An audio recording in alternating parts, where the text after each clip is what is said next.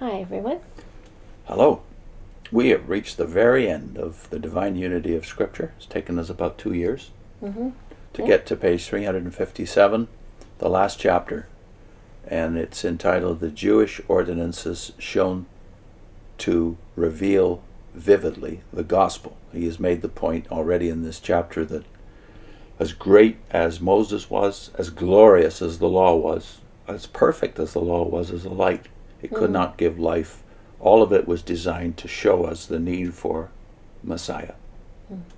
And he's more explicit about that in the next segment, because he was referring to that famous passage in Deuteronomy about the prophet to follow Moses.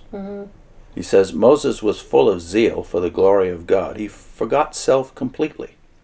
What will the nation say if thou, who hast brought them out of Egypt, dost not consummate thy work and thy purposes? This is a paraphrase of the pleading of Moses on behalf of the people.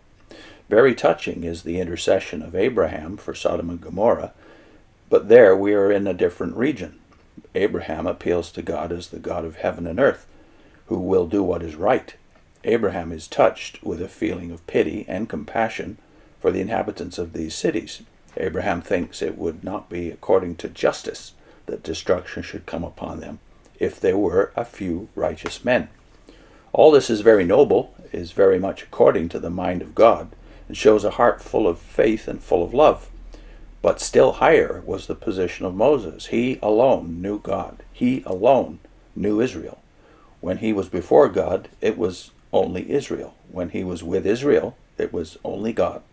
When God was going to destroy Israel, and he offered to make Moses a great nation, Moses was willing to be anathema, that is, accursed, that Israel might be saved. Never did anyone rise to such a height which it is almost impossible to contemplate without bewilderment, but that dear disciple and apostle Paul, who was willing to be anathema on account of Israel, his kinsman according to the flesh. Jesus Christ himself is the great intercessor, who was not merely willing to die for us, but who was actually made sin for us and a curse for us in order that we might be brought to God. And this Moses, as the servant of God, was faithful in all God's house. He was prophet, priest, and king in Israel. To him was revealed the glory of God. To him was shown the mysteries of the kingdom in the pattern on the mount. His patience, his meekness, his love, his tenderness, his fortitude, his zeal. There seems no single attribute in the character of the man of God that was wanting in him, and therefore it is difficult to speak of any excelling virtue in Moses, because he seems to have possessed all virtues.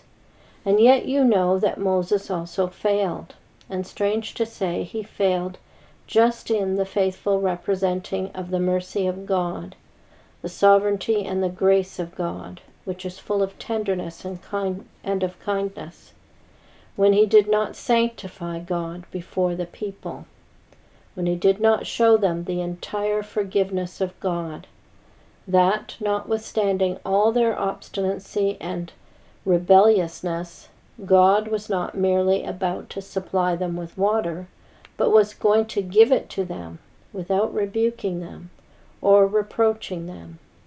This was the sin of Moses, that he did not sanctify God before the nation. How can we sanctify God? What can we do?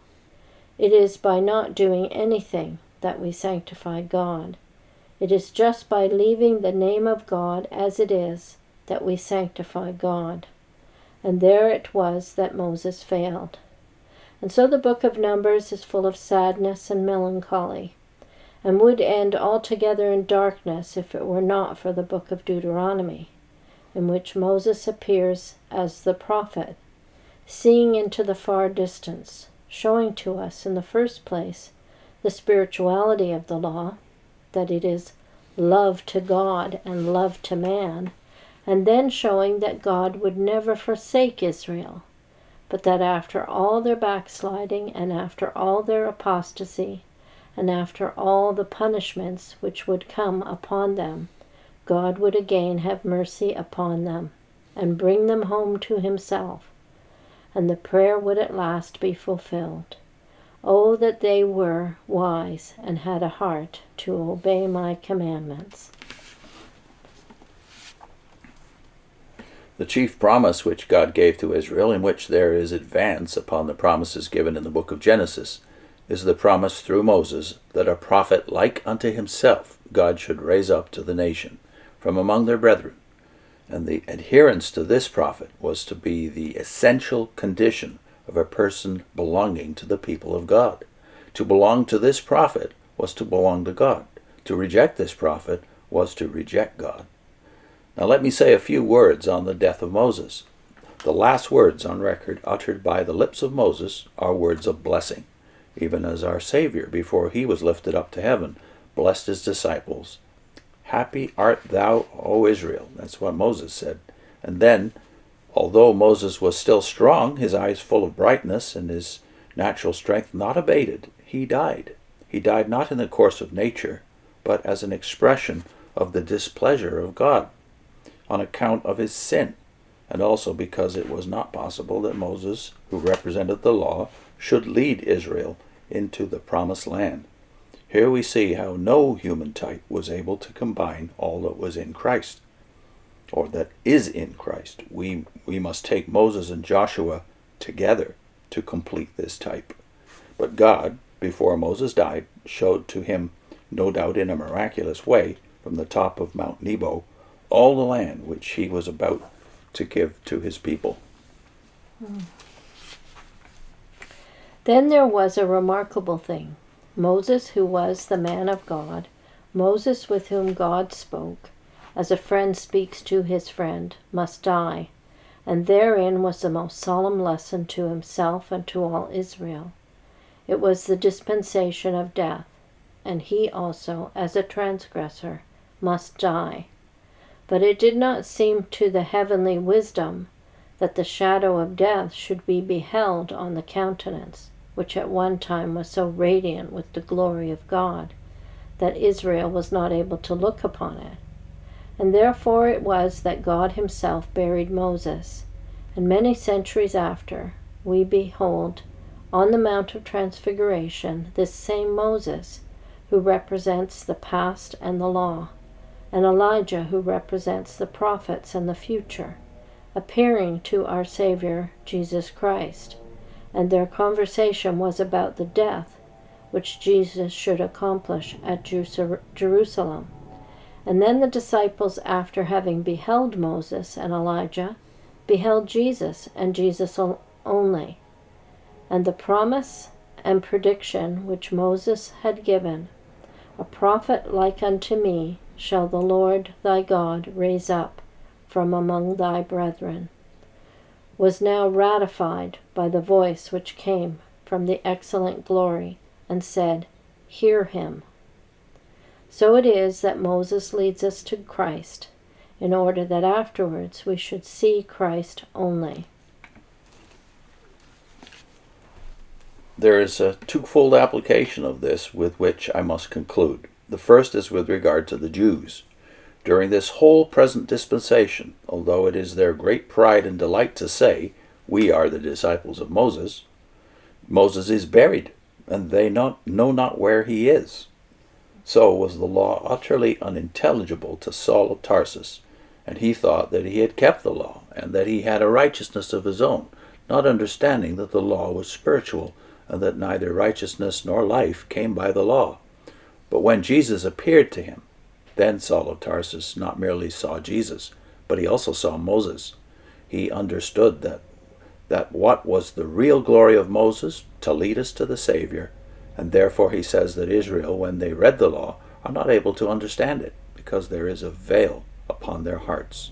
But that when Israel shall turn to the Lord, notice he does not say if, as in if they will turn to the Lord. He does not say if as if there were uncertainty. It's a mere question of time. Whenever Israel shall turn to the Lord, then the veil shall be taken away from their hearts, and they shall not merely see Jesus, but they shall understand how it was the Lord who buried Moses, and that this Moses lives because he testified of Christ. And the second application is to ourselves. It was the sign of a sincere Israelite who loved the law of Moses, that being convinced of his guilt and of the weakness of the flesh, he longed after the Messiah and after the promise of the Father, the Holy Ghost. And it is a sign of our sincerity, who profess to have received Jesus and the Holy Ghost, that we delight ourselves in the law, and that the righteousness of the law is fulfilled in us, who walk not after the flesh, but after the Spirit. Mm. And so ends Adolph Saphir, the divine unity of Scripture. Mm. I think we both learned a lot from this book when we both read it within the first 2 years we were out. Yeah. We had a few, well, for me it was 5 or 6 books that really turned me around in a lot of areas, and this was one of them. Yeah, so I value it. We recommend it. You can obtain copies. It's been reprinted endlessly since it came out around 1890-91. Mm-hmm. It's been in constant publication, so we'll put the playlist going back to the beginning of our journey through it 2 years ago. Yeah. And also another link, which I didn't write down. Oh. But we'll surprise you. We'll surprise you. Surprise list. Okay. So what's the bottom line of this? That even Moses, as great as he was, could not lead his people into the promised land. Yeah. And the Jews are still trusting in Moses. Yeah. Relying on the law. But notice he says on the last page, that will end. One day they will turn to the Lord. Yeah. And they will be turned permanently. Mm-hmm. They will repent and find the Lord. If you need proof of that, just read the last 3 chapters of Zechariah, chapters 12 through 14. Okay. See you shortly.